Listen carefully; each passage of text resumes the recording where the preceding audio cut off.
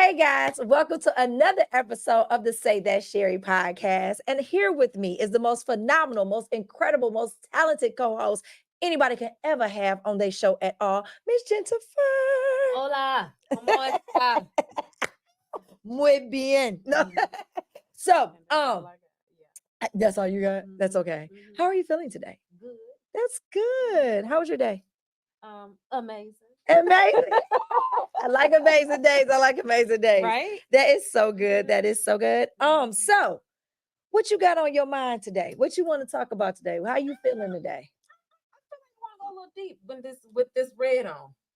Oh, Let's okay. go- You let's like go a my little bit- red? I do like Look, that I got red. a little fancy. I Okay. like that. Yes, I told y'all if I get a message saying you was just too fast, I'm gonna But you won't. I hope not. You look Yeah, I hope good. not. You look Amen. good. Okay. I want to go a little deep today. Okay. Go ahead. Let's talk about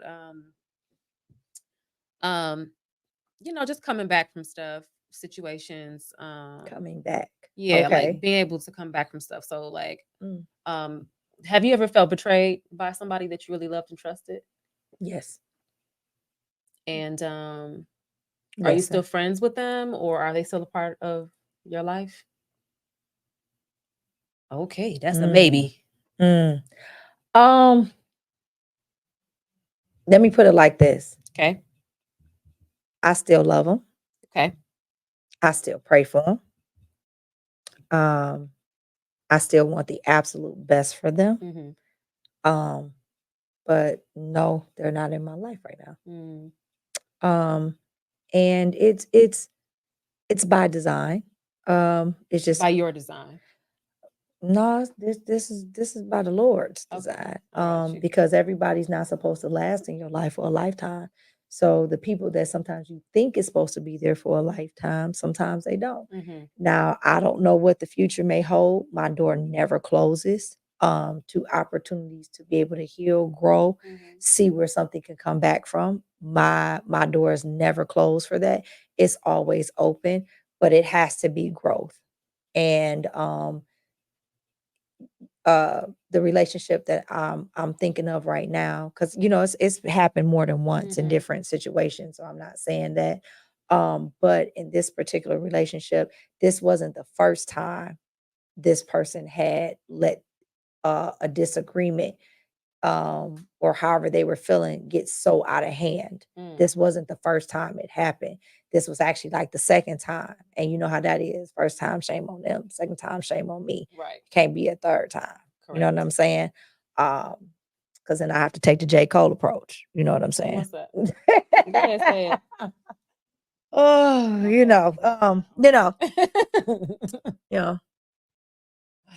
you know, if it's a third time, bump the peace sign, load the chopper, let it rain on you. That's J. Cole's version. You know what I'm saying? I'm just that just didn't saying. click to me. Yeah, I know. It's J. Cole's version. That's why I said it's J. Cole. You know, it took me a minute. Fool me to one catch it. time, shame on you. Fool me two times, shame on me. Fool me three times, the peace sign, load the chopper, let it rain on you. I'm just saying. So I have to take the J. Cole version if I let you do it again. Okay. So no, I'm just that's that Teflon. Yeah, that's that Teflon. But no, seriously, like, at some point you have to learn who's there for you and who's not for you, right? So if you done show me who you are, I need to believe you. And I need to quit thinking that I can change you or necessarily waiting to for you to mature or for you to grow in a certain area or aspect of things. Maybe you don't want to grow there, right? Maybe you don't want to mature there. But at some point in time, you have to ask yourself, okay, so how much are you willing to take? And like how much you going to put up with off of this person? Are you going to wait for them to get the same revelation you have? Or are you going to have to just step away and, allow the Lord to teach them what needs to be taught? I don't know. So that's different from friendships and marriages though, right? Because in a marriage, you wouldn't necessarily step away, right? You would still have to show up in person. You talking about a person that's been divorced twice? Oh, okay. Oh. You got me twisted. Never homie. mind. You got me messed up. But no, typically, my life is too short okay, to be unhappy in it. Yeah. That is one thing. And it's a lot of things. But that is one thing in your life you control, Right. is your level of happiness and how you will let others affect that happiness. Right. Right? Your level of peace, your level of comfort, right? In your life. Now, yes, you give more grace to your spouse than you do a lot of people, but I think we give a lot of grace to our friends too. You know, and sometimes friends or spouse, we keep them around so long just because of the timing, because we look at how long we've been into a relationship with somebody, how much time we done put into the friendship, into the marriage. And you look at your time that you spent in there and you think that this thing is valuable, but it's just old and rusty and it needs to be set outside. Okay. Old and rusty, it needs to be set outside. Right? Everything isn't wine. Everything is not aging right for the better. Everything is not aging gracefully. Everything is not aging for prosperity. Everything is not aging for wealth. It's not aging to be better, right? It's not doing that. Some stuff is rotting. And what you have to figure out is this rotting, or is this becoming better with time? Is it becoming richer? Am I getting substance out of this relationship? And it's not just our marriages, it's our friendships too. Our friendships can affect our marriages. So what happens when you come to a standstill? You know, like, what you mean? Give me an example. What you mean by a standstill? In a situation where maybe, let's say, a friendship. Okay. Where maybe there's been some disagreements. You're not necessarily seeing eye to eye, but you have love and respect for one another. Nothing too crazy has happened where you have to let go necessarily, but you don't necessarily know how you can move forward. So I would consider that like you at a standstill. What do you do in that situation? Like, do you cut it off? It would be a personal question, because a personal decision, I should say. Because think about it. If it's not enhancing in any way, but it's not decreasing you in any way, it's just kind of there. So, this is a friendship you have, like, hey, you have a get together, we may come over and say, hey, something going on with one of the kids' birthdays, we come over for that or whatever, but we're not spending that quality time together, right? That's fine. Just they're not really a friend, they're just an associate in a way, right?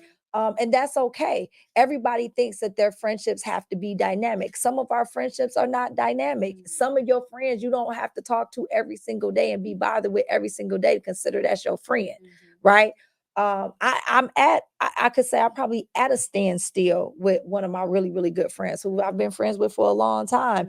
And it's like, I don't know what she wants from me. You feel what I'm saying? And I don't know what to do about that. It's like, hey, I put the olive branch out there. I put myself out there like, hey, whatever you want to do or however you feel. We can move forward. We can find some growth in this relationship, and she hasn't advanced in any type of way with that. And I'm not trying to force her. I'm just at the point where it's like, well, I'm going to keep growing and I'm going to keep going. So whenever you want to be here, whenever you want to be involved, if you want something different for us, then let's do that. Okay. And I think that's the biggest thing you just have to be open, is how I would feel on my side. I can't speak for anybody else. I can't speak for another person. I can't speak for their point of view. They might say I'm a horrible, rotten person and they don't ever want to be friends with me again, all because I set some boundaries and I took a stance for myself. And a lot of times that happens too, right? The moment you saying, listen, what we used to do, we can't do no more. What I used to roll with and tolerate, I can't tolerate with no more. I can't do that anymore. So yeah, if people get mad at you, they get upset with you because you want to elevate things and they don't want to elevate, which is fine. No big deal, right? But I just can't sit in this standstill. I can't stay in this position. And that's just kind of where I'm at with things. But I'm always open to forgiveness. I'm always open to apologies, and I'm the type of person, I'll apologize too, because it takes two of us to disagree. And sometimes even if it's just, hey, I let stuff go on too long without saying what was bothering me. Right. And I allowed you to be disgruntled and I saw it and I didn't address it. Right. When I should have probably came to you and said, hey, how can we make this better? If you're open to communication, you open to being able to say, look, I'm sorry, I love you too. Yeah, then it may be some way to grow there. But if y'all not, then what we talking about? And then some friendships y'all should just leave alone. Some unions are just not meant to be. Like, why we keep beating the dead horse? You ever kept trying to be friends with somebody and be friends with somebody and it's just not working? It's just not meant. This is not your type of person. Y'all spirits don't match. Y'all characters don't match. Y'all operate on two different levels of integrity. Like, y'all are just, it just doesn't work. Leave it alone. But because, you know what I'm saying, she the fun girl to hang out with, or because she always got the plugs and the connects, you know what I'm saying? Or she the one with the money, or she the one with it, y'all stay in these relationships or these friendships. And like I said, they're rotting. You know what I'm saying? It's no. Like, you gotta find yourself more valuable. If you're a good friend, if you're a good person, I'm a good friend. Flat out. You know what I'm saying? Like, I may not be there at your every beck and call because I'm doing my mommy thing, I'm doing my business thing, and whatever the case may be, but I'm there when you need me 100%. You know what I'm saying? If you call me, I'm there. I got you as the best way I can. If I got the money, I got you. If I got the time, I got you. You feel what I'm saying? If you just need me to show up and look at me because you want somebody sitting there, I got you. You feel what I'm saying? I know what type of friend I am, but I also know too that people take advantage of certain things about me. So I also have to set boundaries at some point in time because I can't give you everything I got. I still have to be wife. I still have to be mommy. I still have to be businesswoman. I still have to be a sister. I still got to be a daughter. I still have other titles that hang over my head. I still have to serve in my church. I still wear hats. So I can't be everything I can't let you deplete me. So I got a question. You think it's easier to set boundaries and uphold them in friendships than you think for marriage? Like, is it easier to stand your ground in your friendships, but not so much so in your marriage? I think they work hand in hand. Your marriage got to be a friendship too. True. It's got to be a partnership too. We still got to be friends in all of this. You know what I'm saying? Your spouse shouldn't be no different as your friend, you know what I mean, than a person that you're not married to. If not, your friend should be even more your spouse than your actual friends are. So as far as standing your ground and setting boundaries, that should be something that's helping the relationship grow. We one, right? When we become married, we become one. So if I'm setting a boundary not just for me, but for you. Right. So I'm not allowed to cross the line and disrespect you, just like I'm saying you don't cross the line and disrespect me. I value the marriage just like I want you to value the marriage. So it's the same thing, essentially. God says, love thy neighbor, right? So if you my neighbor, you still my husband, you my friend, you know what I'm saying? You my bishop, I still supposed to love you at the end of the day. And love means I respect you. I consider you. I think twice before I say things about you. I think twice before I talk against you. I think twice before I go against you, you know what I'm saying, with other people and how I deem my opinions or my viewpoints. It's not to say that I'm going to agree with everything you say and do because I'm your wife or because I'm your best friend or because I'm your sister or because I'm your daughter, but it's a way that we disagree. And that's the part that people misunderstand to me in these relationships, and why stuff gets so ugly is because they don't understand how to disagree. It's okay that we're not going to see eye to eye. It's okay that we get into an argument about it, but it should still always be a level of respect that's a part of this relationship. It's certain things that I will never say about you or to you because you are my friend and I love you. You feel what I'm saying? It's okay that we may not see eye to eye. It's okay that we may have two different opinions. It's okay that you might get offended about something I said, but I should be able to say, oh, Jen, I didn't mean that. I'm sorry, friend. Like, I never meant to hurt your feelings. Right. That was never my intention. Right. I will articulate my thoughts and how I handle you a lot better. That's your friend. That's somebody that's never intentionally trying to hurt you or destroy you in any type of way.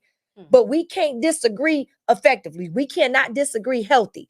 Everything got to get ugly. We got to go to calling each other names. We got to call 19 people and talk about you behind your back. We got to do it. Like, what we doing? Yeah. And then all of a sudden you come back and we want somebody to be apologetic and open arms and be bothered with you. After you done rose all type of confusion and all type of ruckus. How this work? No, I love you because that's what the mandate is. but I don't like the way you handle me. So what's the difference, like, between love and like? Because it sounds like you're making a difference there. So what is it? God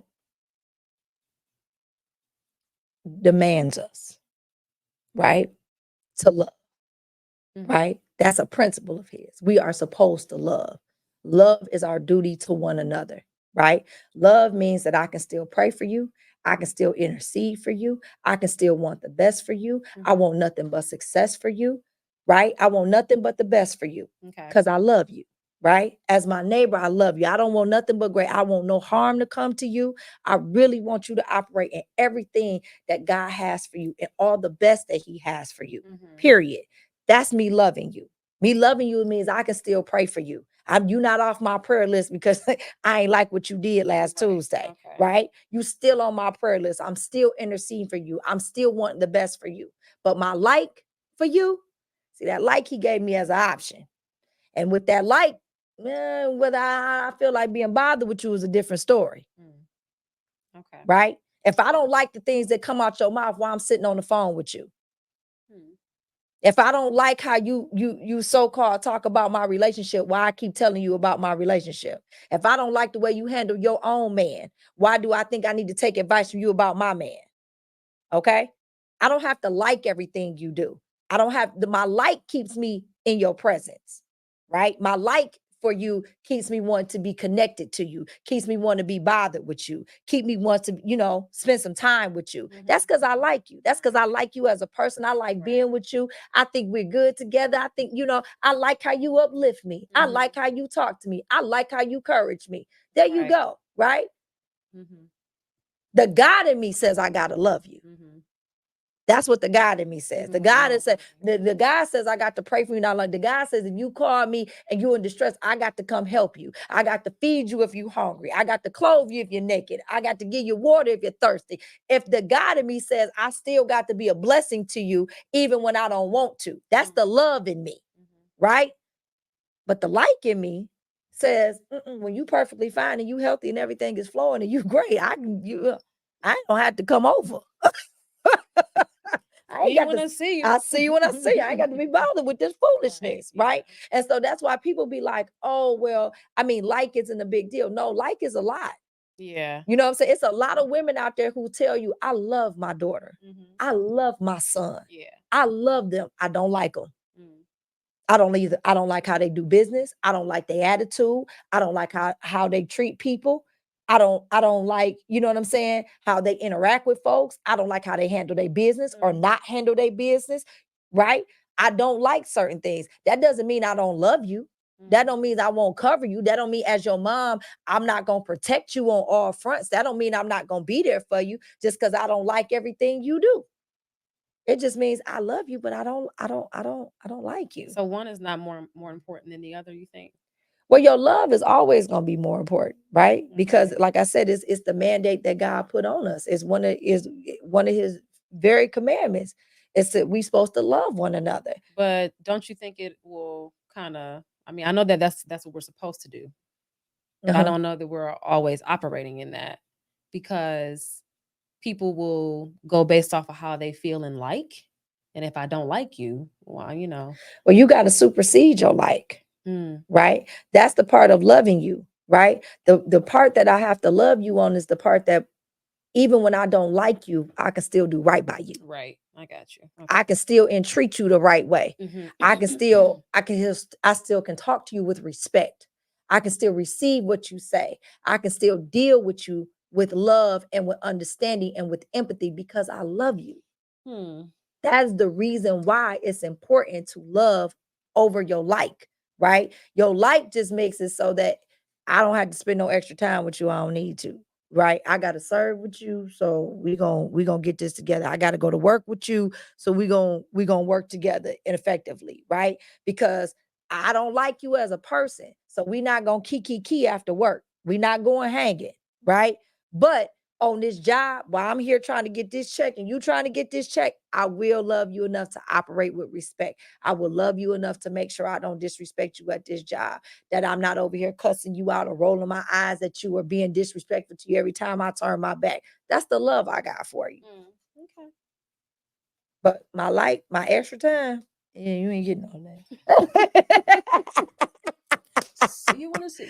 So in a nutshell, to me, some stuff is worth saving. Some stuff is worth having. It's marriages that are worth saving. It's friendships that are worth saving. It's unions that are worth saving. Absolutely. But it's going to take two people that are really willing to do the work. They are sincerely apologetic to one another for whatever actions got them at the point of this disagreement. I believe that anything can be healed. And just because the dynamic of the relationship doesn't look the same, once you guys get past the apologetic stage and the, hey, we want to start rebuilding our relationship, it might look different.